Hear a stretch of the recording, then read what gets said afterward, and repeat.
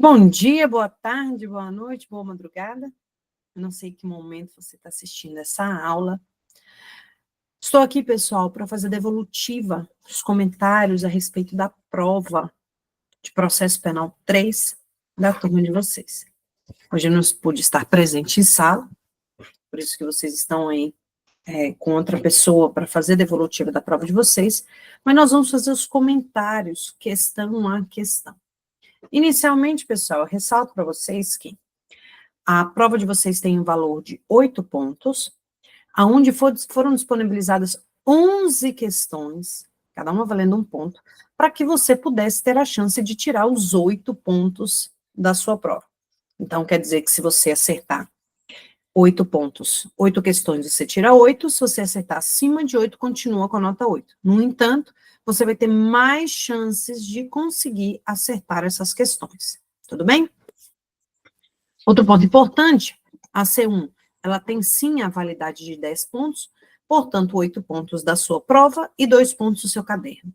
Não entregou o seu caderno, você sabe que você tem nota 0, até porque, pessoal, vocês, operadores do direito, assim como serão muito cobrados com relação a prazo de entregas, né? Eu posso até ter feito, mas eu esqueci de colocar a minha petição no PJE. A minha contestação tinha um prazo, eu deixei ela prontinha, mas eu esqueci de levar no dia. Isso daí vai gerar a perda do seu bem da vida, e é o que nós trabalhamos aí em sala de aula. Portanto, quem não levou o caderno tem nota 0. Não tem nem o que discutir. Perfeito.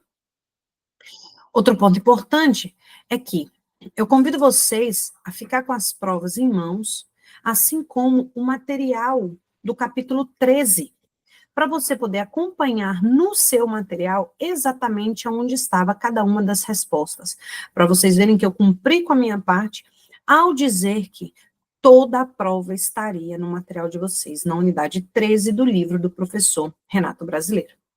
Sem mais delongas, compartilho a tela com vocês aqui neste momento.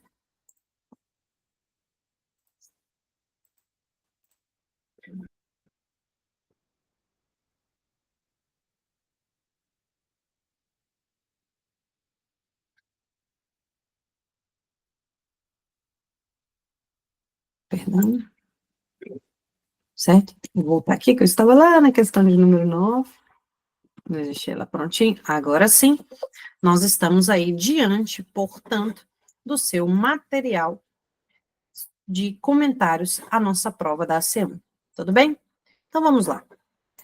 A primeira questão, ela cobrava o que está exatamente no primeiro parágrafo do capítulo 13.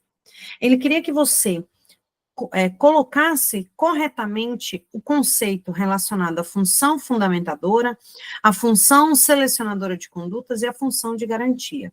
Pessoal, para quem fez direitinho o seu fichamento, possivelmente você colocou isso no seu caderno, até porque você teve a possibilidade de utilizar o seu fichamento durante a sala de aula, durante as nossas aulas, e fazer o fichamento para poder utilizar no dia da prova, inclusive.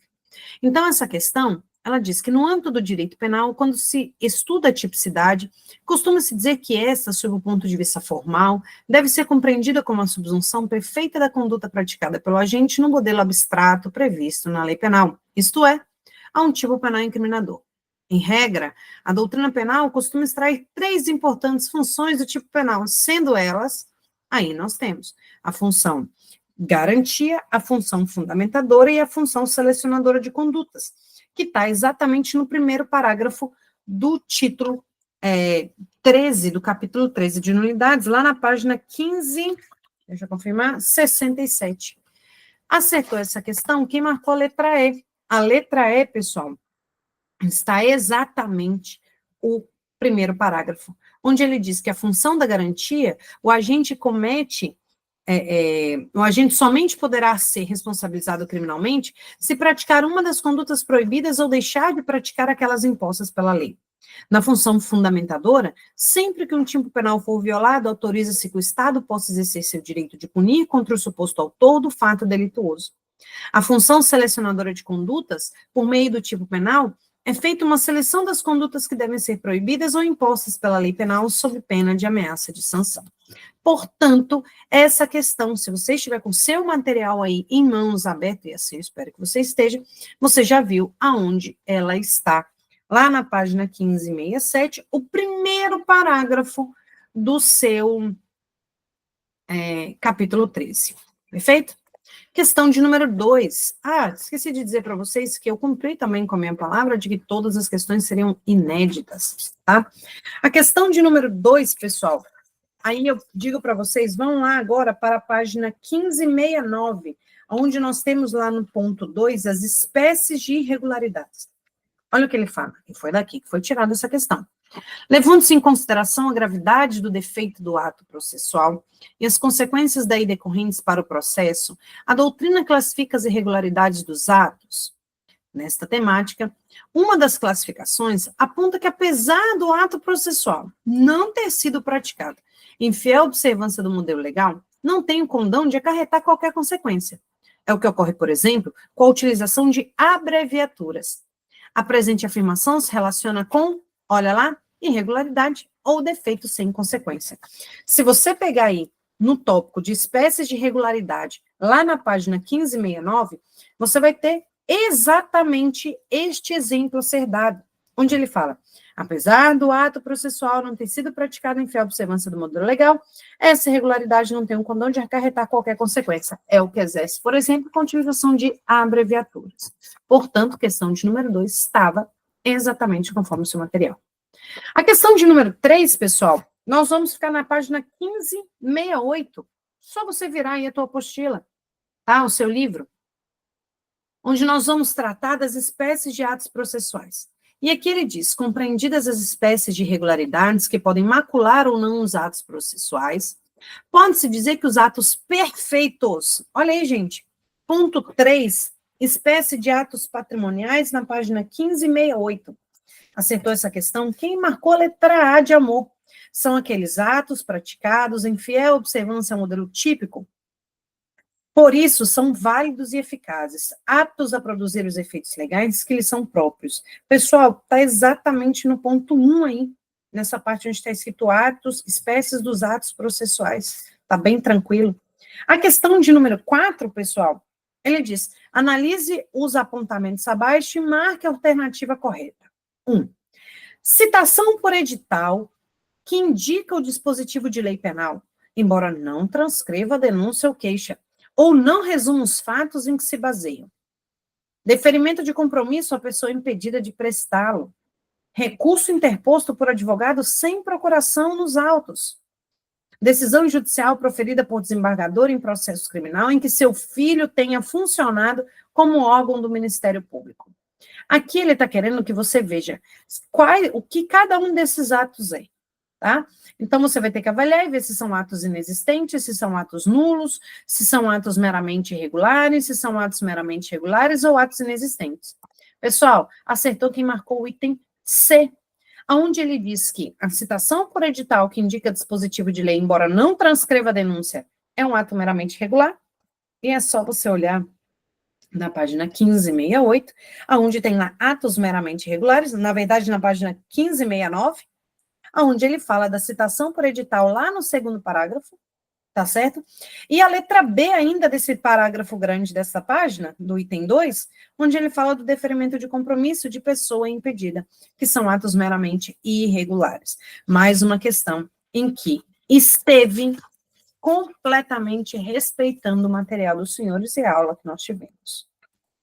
Questão de número 5 diz, grande parte da doutrina processual penal subdivide as nulidades em absolutas e relativas. Diante do referido tema, marque a opção que aponte somente características relacionadas a nulidades absolutas. Pessoal, na página 1570, lá no ponto onde fala de espécies de nulidades, nós vamos lá na nulidade absoluta. As características da nulidade absoluta está aqui nesse primeiro parágrafo. Acertou quem marcou a letra E. O prejuízo é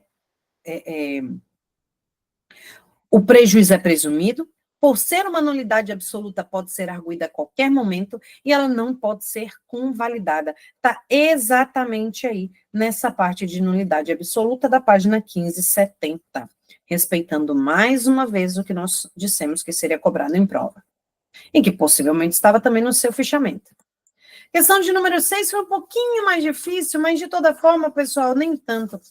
A resposta também está lá na página 1572, onde nós trabalhamos hipóteses de nulidades absolutas, página 1572. Aí eu coloquei para vocês o artigo 564 do Código de Processo Penal, onde nós temos aí ele colocando diversas causas de nulidade, nulidade absoluta e nulidade relativa. Então, a gente tem aí incompetência, suspeição, enfim.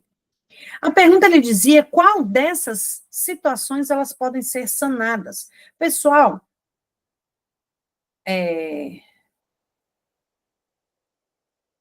a resposta está exatamente na letra A. Ele quer dizer aqui, qual dessas aqui, elas podem existir, mas que elas têm como ser organizadas, arrumadas. Eu levo vocês aqui para a letra A da página 1572, onde ele diz aqui, nas nulidades combinadas no artigo 564, que não estiverem sujeitas a sanação ou convalidação. Explica-se. Ao se referir às nulidades que estarão sanadas em virtude do decurso do tempo, o artigo 572, inciso 1 do CPP, faz menção apenas às nulidades previstas no artigo 564, inciso 3, a linha D e E, segunda parte, e G e H, inciso 4. Era o que você teria que marcar aí. Professora, não decora o artigo, tudo bem. Não decora artigo? Então, vamos lembrar quais são essas nulidades. Eu dei o artigo para você ver, você só tinha 4 nulidades dentro dessas daqui, para você me dizer quais poderiam ser sanadas. E aí estão a intervenção do Ministério Público em todos os termos da ação por ele intentada e nas da intentada pela parte ofendida, quando se tratar de crime de ação penal pública. A citação do réu para ver se processar o seu interrogatório quando presentes os prazos concedidos à acusação em defesa, ou seja, a falta dessas situações gera nulidade, mas a segunda parte, tanto da D e da E, podem ser convalidadas. Agora, a G e H, totalmente convalidada. Gera nulidade? Sim, mas eu posso consertar. A intimação do réu para a sessão do julgamento do tribunal do júri, quando a lei não permitir o julgamento da revelia. Se eu não intimá-lo, vai ser uma causa de nulidade. Mas ela pode ser convalidada? Pode. A intimação das testemunhas arroladas no libelo e na contrariedade nos termos estabelecidos pela lei. Beleza? Até aqui, eu não tenho nada de anormal. Tudo estava na sua prova. Beleza? Questão de número 7. Questão de número 7, ela já está cobrada lá na página... Deixa eu ver aqui, que eu vou levar vocês para a questão de número 7. Aqui. Está lá na página 1591. 1591. Ele diz, marque a alternativa correta. Acertou? Quem marcou a letra D. E está exatamente no primeiro parágrafo da página 1591, quando ele diz que na hipótese de o Ministério Público ter sido regularmente notificado para a prática de determinado ato, e mesmo assim deixar de intervir, tratando-se de atos instrutórios, se trata de unidade relativa, cujo reconhecimento deverá ser condicionado à comprovação de prejuízo. Pessoal, está exatamente aí na primeira parte deste parágrafo, ou seja, a prova estava toda no seu material. Inclusive, está até grifado aqui no meu, está grifado no teu, possivelmente está no seu.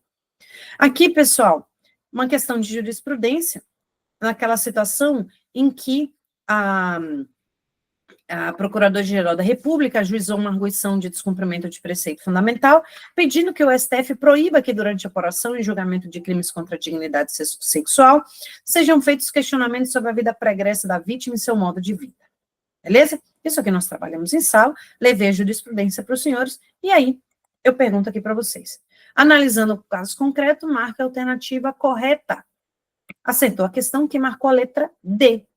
Os argumentos apresentados pela PGR foram acolhidos pelo STF, tendo sido determinada a inconstitucionalidade da prática de desqualificar a mulher vítima durante a instrução e julgamento de crimes contra a dignidade sexual. Falamos muito isso em sala de aula. Então, vocês têm a jurisprudência, foi repassada para vocês, então não tem nada que se discutir nessa questão. Questão de número 9 também foi uma questão de jurisprudência, né? Que diz, João é réu em processo criminal em razão da suposta prática do delito tipificado na lei de drogas, artigo 33, tráfico de drogas. Durante o processo, foi verificado que João não foi citado pessoalmente por estar foragido. No entanto, durante toda a instrução, ele foi assistido por advogado constituído. Nesta situação hipotética, olha só, se ele tivesse sido citado e o processo tivesse dado andamento, nulidade absoluta. No entanto, pessoal, a jurisprudência dos tribunais superiores entenderam que não há que reconhecer a nulidade por cerceamento de defesa, já que, em que pese ele não ter sido citado pessoalmente, pelo fato dele estar foragido, mesmo assim nós tivemos advogado constituído nos autos, a defesa está acontecendo. Então, a falta de citação aí não deve ser reconhecida a nulidade. Isso é questão aí de jurisprudência, vimos também em sala de aula. A questão de número 10, também de jurisprudência, levando em consideração a decisão dos tribunais superiores brasileiros, marca a alternativa correta. Acertou quem marcou a letra C. A medida de busca e apreensão domiciliar realizada em estabelecimento empresarial depende, como regra de ordem judicial devidamente fundamentada, apta a limitar a atuação do poder de polícia e dos órgãos de fiscalização. Também foi outra jurisprudência que foi trabalhada em sala de aula. E, por fim, eu trouxe uma questão aqui, né? Uma outra questão número 10, que você marcou o gabarito aí na questão como se fosse questão número 11, conforme eu falei com vocês em sala de aula, que é um tema que vocês já estudaram, né? E mesmo tendo sido colocado por engano, eu falei, não, quem acertar eu vou atribuir nota, vai te ajudar a conseguir mais pontos. Acertou essa questão aqui, quem marcou que a lei posterior, que de qualquer modo favorecer o agente, aplica-se a fatos anteriores. Beleza, pessoal? Olha só. Aqui, então, eu mostrei para vocês, por A mais B, que a prova foi toda respeitada os parâmetros da sala de aula, do material que foi proposto. Se você tirou uma nota baixa, sinto muito, né? Vamos tentar recuperar para a próxima prova. Se você tirou uma nota boa, parabéns. Pessoal, foi um prazer inenarrável estar com vocês aqui. Beijos e fiquem com Deus. Mãe.